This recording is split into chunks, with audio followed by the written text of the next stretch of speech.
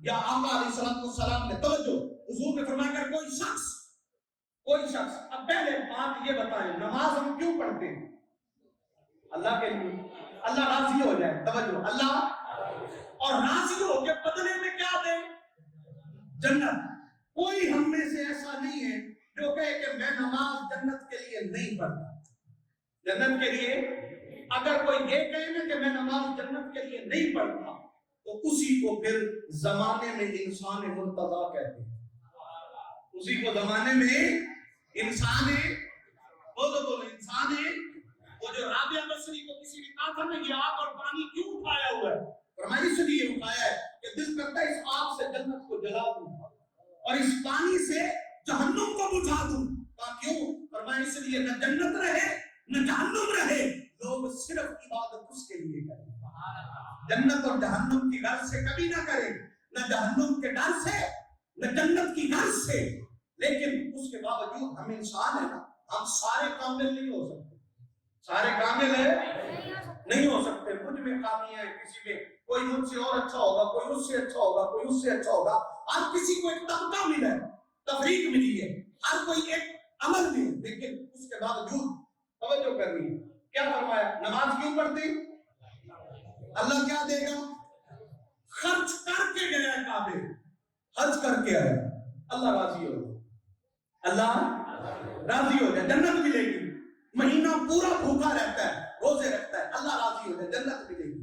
زکات دیتا ہے، خیرات کر رہا ہے، صدقات کر رہا ہے، لیکن میرے نبی کیا فرما رہے ہیں صلی اللہ علیہ وسلم؟ زکات میں فرمایا کہ تم مجھے دو چیزوں کی ضمانت دے دو۔ کتنی؟ دو چیزوں کی۔ تم مجھے ضمانت دے دو، مجھے مصطفیٰ سے جنت کی ضمانت دے دو، تجھ سے جنت کی ضمانت لے لو، کوئی بڑا تقدو کی ضرورت نہیں۔ تمہیں حضور نے تجھے کعبے جانے کی بھی شاید ضرورت نہ پڑے، مگر میری اس بات کا مطلب یہ نہ سمجھیے گا کہ اس سے نماز چھوڑ دے، روزہ چھوڑ دے، زکات چھوڑ دے، نہیں، میں آپ کو ایک دائرہ بتا رہا ہوں کہ توجہ، حضور نے فرمایا کہ دو چیزوں کی ضمانت دو اور جنت کی ضمانت دو۔ جنت کی اب ضمانت کون دے رہے ہیں؟ جن کے لیے اللہ نے فرمایا لولا قلم خلقت الافلاق، کہ محبوب اگر میں آپ کو نہ بناتا تو کائنات کی کوئی شے ہی نہ بناتا، کائنات کی کوئی شے نہ بناتا۔ وجہ تخلیق کائنات وہ مصطفیٰ فرما رہے ہیں صلی اللہ علیہ وسلم، حضور فرما رہے ہیں مجھے دو چیزوں کی ضمانت دو، مجھ سے جنت کی ضمانت لے لو۔ پوچھا یا رسول اللہ کون سی وہ دو چیزیں؟ توجہ، کون سی؟ سرکار نے نہیں فرمایا تہجد پڑھا کرو، حج کیا کرو، سخی بن جاؤ، نمازی بن جاؤ، کعبے کے متولی بن جاؤ، جنگلوں میں نکل جاؤ، دنیا چھوڑ دو، نہیں، یہ سب اپنی جگہ مقام رکھتے ہیں، ان سب کا اپنا اپنا مقام ہے۔ حضور نے فرمایا دو چیزوں کی ضمانت دو، جنت کی ضمانت لے لو۔ کیا؟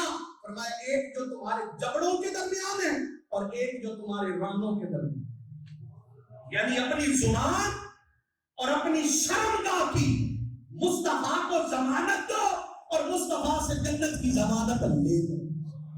سودا ہی کوئی نہیں بنا بڑا یہ عمل۔ اب کیوں فرمایا؟ اب مجھے بتائیے، استغفر اللہ، نعوذ باللہ، یہ بات مثال اللہ رسول کے لیے نہیں ہے، میں آپ کو سمجھانے کے لیے کہہ رہا ہوں۔ زبان سے کوئی بندہ خدا کو کچھ کہہ سکتا ہے؟ نہیں، وہ جو کہے گا وہ پھر بھی خالق ہے، ایسے ہی ہے نا، خالق ہے۔ کوئی اور اگلی مثال آپ خود دیکھ لیں، زبان سے تکلیف دینی ہے تو انسان کو دینی ہے۔ کس کو دینی؟ انسان کو۔ بددیانتی کرنی ہے تو انسان سے کرنی ہے، اگر بدفعلی کر رہا ہے تو انسان سے کر رہا ہے، زبان درازی تو بھی انسان سے، بے شرمی تو بھی انسان سے۔ لیکن حضور نے کیا فرمایا؟ انسانوں کی حفاظت کرو، جنت کی ضمانت لے لو، جنت کی ضمانت لے لو۔ تیرے بول سے کسی کو تکلیف نہ پہنچے، تو بولنے تو میٹھا بولے، تیرے بولنے سے لوگوں کے جڑے ہوئے ٹوٹے ہوئے دل جڑ جائیں، بکھرے ہوئے اکٹھے ہو جائیں، اللہ کی بارگاہ کی محبت ملنے لگ جائے، وہ ایسے بول بولو، کسی کو مسکرا کے دیکھو، مسکراہٹیں بانٹو، خوشیاں دو، جنت کی ضمانت لے لو۔ اور کسی کے ساتھ حضور علیہ السلام نے فرمایا وہ شخص میری شفاعت سے محروم رہے گا. اتنی بڑی بات سمجھ لیں, میری شفاعت سے توجہ محروم رہے گا. پوچھا بندہ نواز کون؟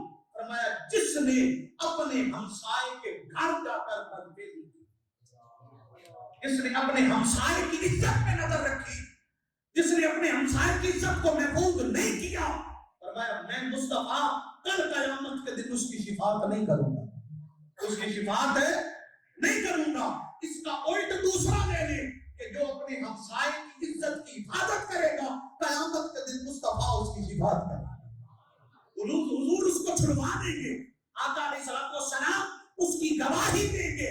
تو یہ بات سمجھ لیں. اور سرکار نے فرمایا شخص کوئی بھی بندہ اپنی ماں کو, اپنے باپ کو, اپنی ماں کو اور اپنے باپ کو محبت کی نگاہ سے دیکھے, اللہ اسے حج مقبول کا ثواب عطا فرمائے. حج مقبول جو قبول ترین حج ہے, حج مقبول کا ثواب دے گا. صحابی نے پوچھا یا رسول اللہ اگر کوئی بندہ 100 مرتبہ دیکھے, کتنی مرتبہ؟ اب کوئی ہے ہم میں سے جو 100 حج کرے اور کہے قبول ہے؟ کوئی ہے نہیں. تو فرمایا کوئی مجھ سے حج مقبول کا ثواب اللہ تعالیٰ فرمائے گا. صحابی نے کہا یا رسول اللہ اگر کوئی 100 مرتبہ دیکھے, فرمایا اللہ اسے 100 حجوں کا ثواب عطا, اللہ اسے 100 حج مقبول عطا فرمائے گا. ارے لوگوں بات یہ عرض کر رہا ہوں, خالق کائنات فرماتے ہیں کہ میں ان سے محبت کرتا ہوں جو متقین ہوتے ہیں. اور تقویٰ کیا ہے؟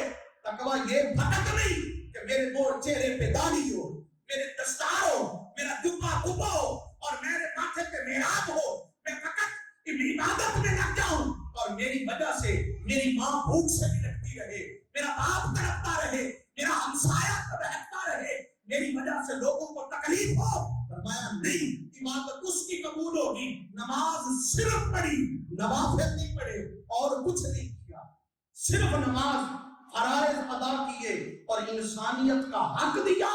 فرمایا اللہ کریم اس بندے کو محبوب رکھتا ہے. اللہ پاک اس بندے کو, بخاری اور مسلم کی متفق علیہ حدیث ہے کہ آپ کا صحابہ نے فرمایا ہم ایک دن مسجد نبی میں بیٹھے, سید عالم صلی اللہ علیہ وسلم نے فرمایا صحابہ ابھی ایک شخص آ رہا ہے اور جس نے دنیا میں جنتی دیکھنا ہو اس کو دیکھنا, وہ شخص جنتی ہے. صحابہ کہتے ہیں ہمارے چہرے دروازے کی طرف آنکھیں لگ گئی, ہم دیکھنے لگ گئے کہ کون آتا ہے. ایک شخص آیا, وہ دیہاتی تھا, عربی دیہاتی, اس نے اپنے جوتے بغل میں ڈالے ہوئے, اتنا سادہ ہے. آپ نے سلام کیا, بیٹھ گیا. ہم دیکھے جا رہے کہ حضور نے اس کو جنتی قرار دیا. فرمایا وہ آئے گا, جو بھی آئے گا وہ جنتی ہے, جس نے دنیا میں جنتی دیکھ رہا ہو اس کو دیکھ لے. دن گزر گیا.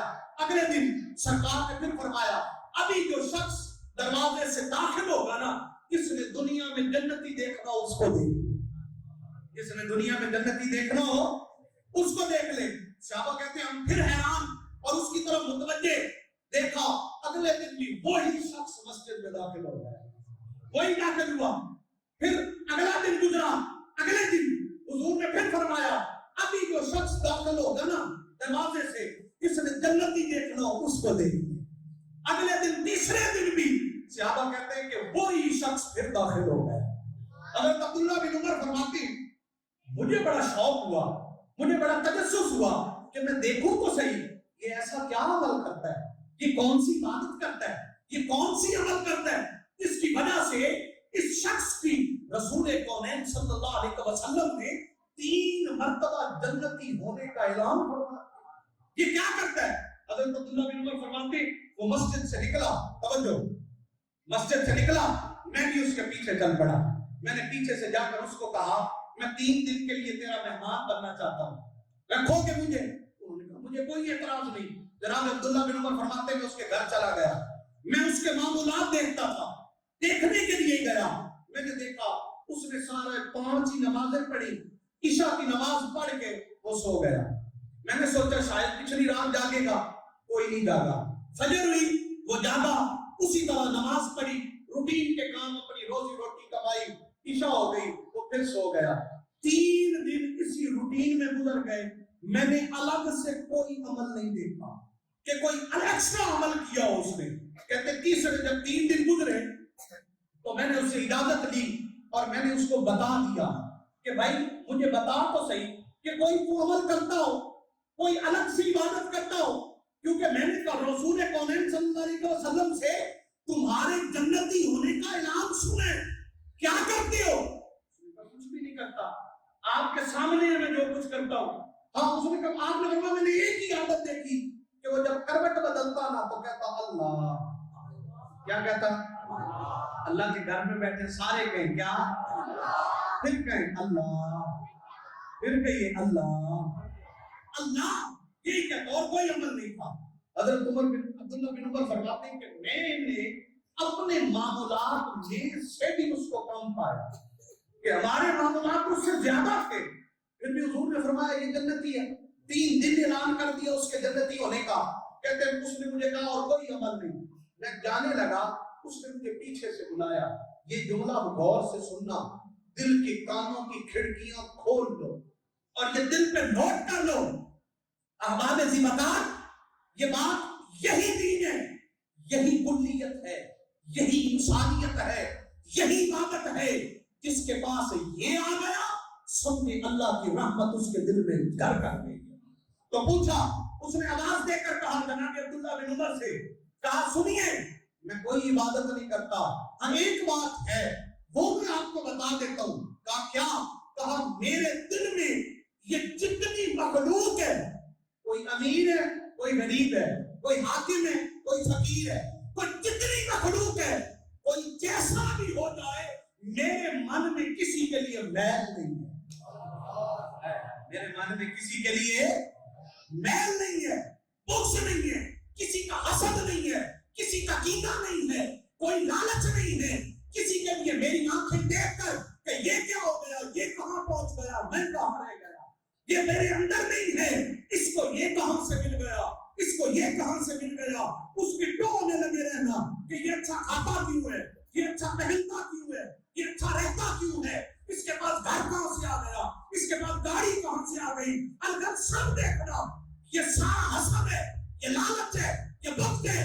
صحابی نے کہا کہ سب کچھ ہے پر کسی کے لیے دل میں میل نہیں ہے، کسی کے لیے میل ہے نہیں ہے۔ جناب عبداللہ بن عمر فرماتے ہیں مجھے سمجھ آ گیا کہ جو کسی کے لیے دل میں میل نہیں نہ رکھتا، اللہ بھی اس کے لیے اپنے دروازے ہمیشہ کھول کے رکھتا ہے، اللہ ہمیشہ اس کے لیے دروازے کھول کے رکھتا ہے، اپنے در کھول کے رکھتا ہے، وہ پھر اس کو کسی کا محتاج نہیں ہونے دیتا۔